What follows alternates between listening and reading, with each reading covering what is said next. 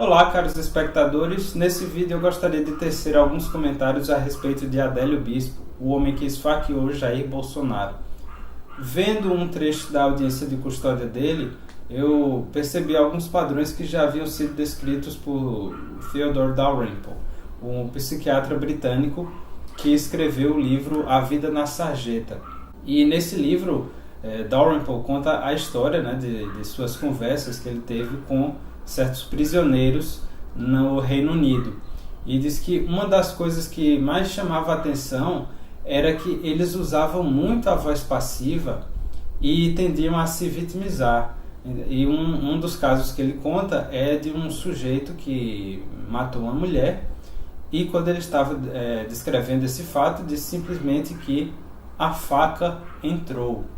Ou seja, era como se o ocorrido, esse homicídio, não tivesse partido da intenção desse sujeito, mas sim do próprio objeto ali, como se a faca tivesse criado uma vontade irresistível que influenciasse as pessoas ao redor, e aí ele esfaqueou a mulher e não tinha culpa do que aconteceu, porque foi a faca que entrou. Ou seja, essa tendência a se vitimizar muito, a usar a voz passiva, a atribuir a responsabilidade do ato a fatores externos, incluindo muitas vezes a própria vítima, que alguns dos criminosos diziam que eles mataram uma determinada pessoa porque ela estava lá. Ou seja, foi culpa da vítima de ter estado naquele lugar na hora errada. Saiu de repente à noite, naquele lugar escuro, meio perigoso, e estava passando lá, morreu, foi por culpa dela. Então, essa coisa de colocar a responsabilidade num fator externo é muito típico dessas mentes mais perigosas assim dos criminosos. E ele, inclusive, o Dalrymple, diz que observava esse tipo de discurso mesmo com os que cometeram crimes menores, como furto.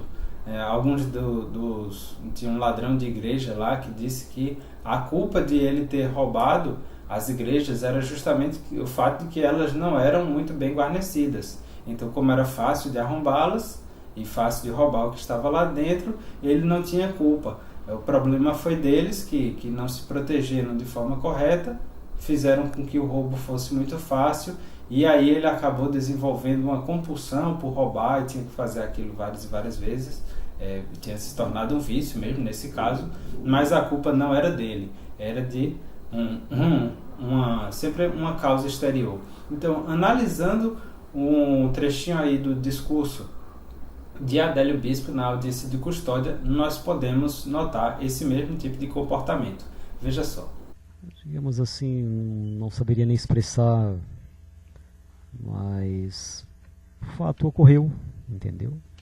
Houve um ferimento, correto, embora pretendíamos pelo menos dar uma resposta, um susto, alguma coisa dessa natureza, entendeu? E houve, aconteceu. No finalzinho desse trecho, Adélio disse que o ferimento simplesmente aconteceu. Ou seja, ele, mesmo com a faca, tendo atravessado a multidão e estocado o abdômen de Jair Bolsonaro, ele ainda assim diz que o ferimento ocorreu. Então é como se o próprio ferimento tivesse uma vida própria, uma causa independente talvez. Ele aconteceu de forma espontânea, não tinha nada a ver com a facada dele. Então veja que isso daí é típico de uma mente de altíssima periculosidade. Correto, embora pretendíamos pelo menos dar uma resposta, um susto, alguma coisa dessa natureza, entendeu?